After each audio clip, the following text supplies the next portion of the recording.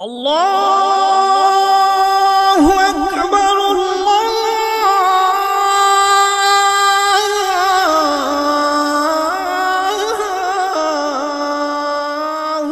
مولانا سید ابو الاعلیٰ مودودی ہمارے زمانے کے ایک بے بدل عالم دین تھے، اور ان کو میں یہ کہوں گا کہ ویژنری تھے۔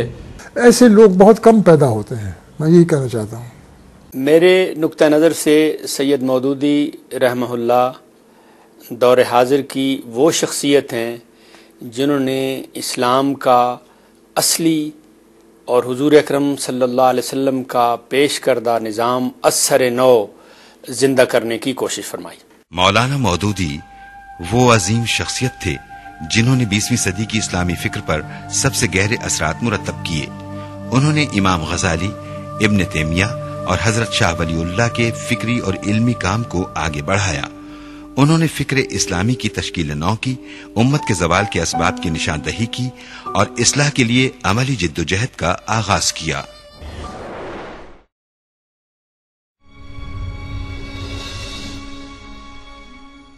میں 3 رجب 1321 ہجری یعنی 25 ستمبر 1903 کو اورنگ آباد میں پیدا ہوا۔ میرا بچپن ریاست حیدرآباد کے مشہور شہر اورنگ آباد دکن میں گزرا۔ مولانا مودودی کو بچپن ہی سے لکھنے کا شوق ہے۔ رسول اکرم صلی اللہ علیہ وآلہ وسلم کی شخصیت ابتدا ہی سے ان کی راہبر و رہنما ہے۔ 1915 عیسوی میں صرف 12 برس کی عمر میں وہ سیرت پاک لکھنے کا آغاز کر دیتی ہیں۔ مولانا مودودی نے صرف 15 برس کی عمر میں باقاعدہ صحافت کا آغاز کیا۔ 1918 سے 1928 تک کا زمانہ مولانا مودودی کی فکر کی تشکیل کا دور ہے۔ حیدرآباد دکن میں مولانا کی پہچان 2 لفظوں سے تھی: صالح نوجوان۔ یونگ تھے، لیکن جو ان کی باتیں تھیں، جو ان کا گفتگو کے انداز تھے، وہ سب کچھ اس بات پہ دلالت کرتے تھے کہ وہ حقیقت میں صالح ہیں۔ جمعیت العلماء ہند جنوبی ایشیا کے مسلمانوں کی رہنمائی کا فریضہ انجام دیتی ہے۔ جمعیت کو اپنے 7 روزہ ترجمان مسلم کے لیے ایک متحرک اور فعال شخصیت کی ضرورت ہے۔ علماء کرام کی نظر انتخاب 18 سالہ نوجوان مولانا مودودی پر آ کر ٹھہر جاتی ہے۔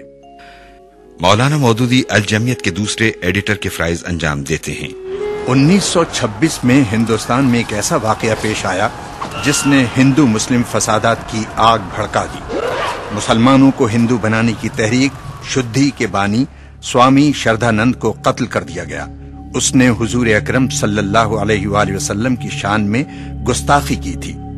جامع مسجد دہلی میں مولانا محمد علی جوہر نے اپنے خطاب میں کہا، کاش مسلمانوں میں سے اللہ کا کوئی بندہ اٹھے اور ان الزامات کا جواب دے۔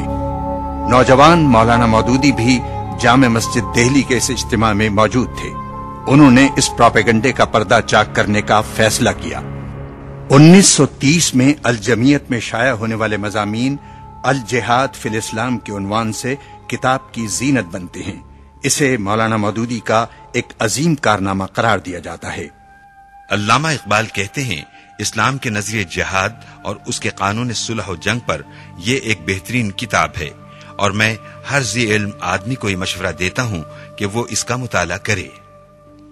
سید شریف الدین پیرزادہ لکھتے ہیں، اسلام پر تشدد پسندی کے الزام کا مولانا مودودی نے جس ایمانی جرت اور تقابلی اور تجزیاتی مطالعے کے ذریعے الجہاد فی الاسلام کی صورت میں جواب دیا ہے، ان کا یہ استدلال آج کی صورتحال میں بھی پوری طرح متعلق، مؤثر اور قول فیصل کی حیثیت رکھتا ہے۔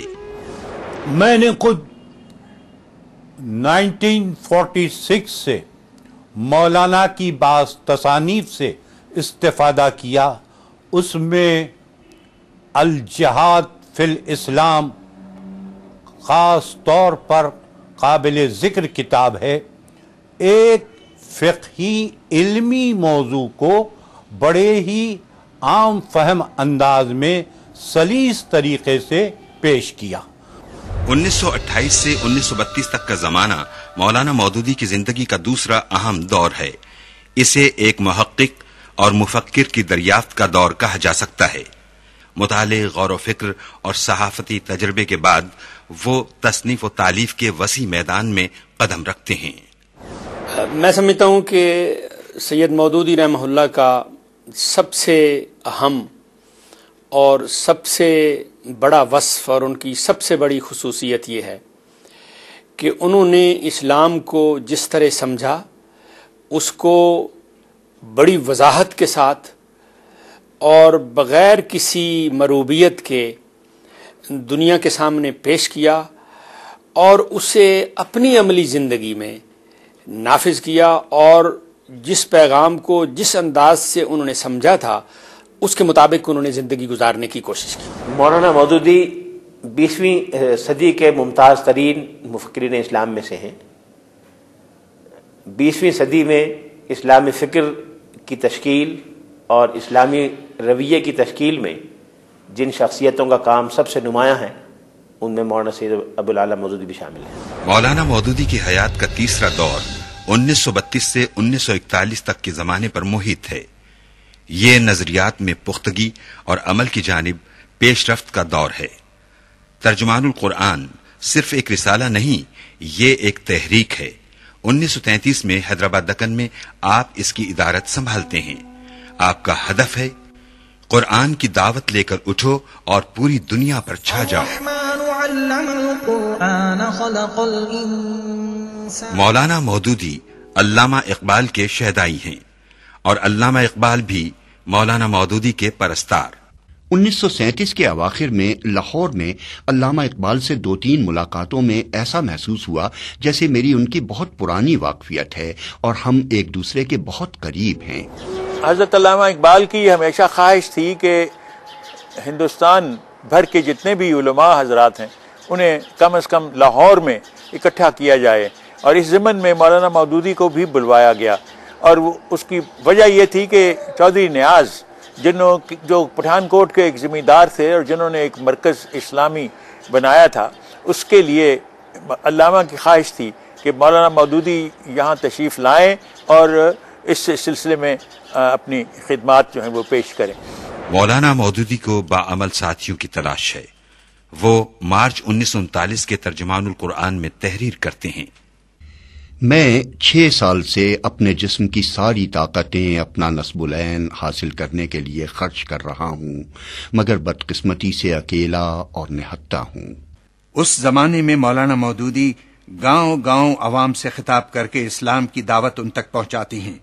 ان کی تقاریر کے بنیادی موضوعات اسلام، نماز، روزہ، حج، زکوٰۃ اور جہاد ہیں۔ وہ تقاریر بعد میں خطبات کے عنوان سے شائع ہوتی ہیں۔ سوچنا، پڑھنا اور لکھنا، یہی مولانا مودودی کی زندگی تھی۔ یہ وہ زمانہ تھا جب پوری دنیا پر دوسری جنگ عظیم کے بادل گہرے ہوتے جا رہے تھے اور بالآخر مغربی سامراج نے جنگ کا آغاز کر دیا۔